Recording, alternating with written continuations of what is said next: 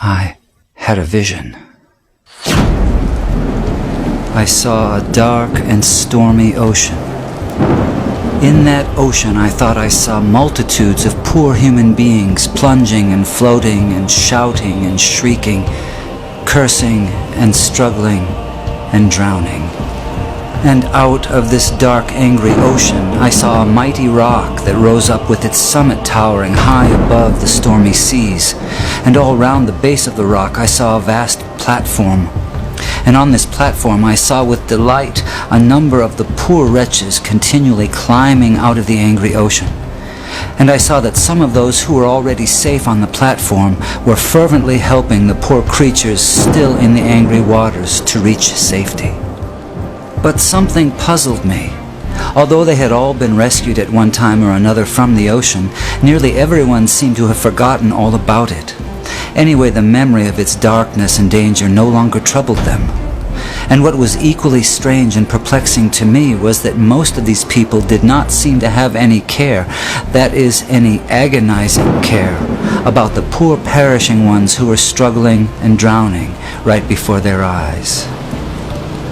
But then I saw something wonderful. I saw a great being from above come straight from his palace, right through the dark clouds. And he leapt right into the raging sea among the drowning people.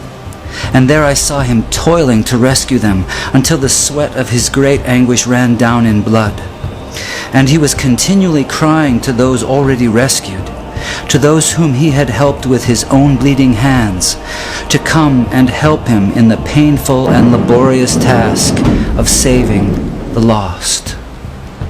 But the strangest thing of all was that those on the platform to whom he called were so taken up with their trades and professions and money-saving and pleasures and families and community and gatherings and religions and arguments about it that they did not respond to the cry that came to them from this wonderful being who had himself by his Spirit gone down into the sea.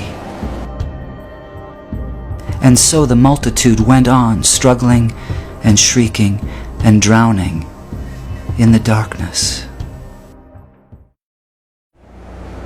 And then I saw something that seemed stranger than anything that had happened before in this very strange vision. Those whom this wonderful being cried out to come and help him in his difficult task were always praying and crying to him to come to them. Some wanted him to come and stay with them and spend his time and strength in making them happier. Others wanted him to come and take away various doubts and misgivings they had concerning the truth of some letters which he had written them.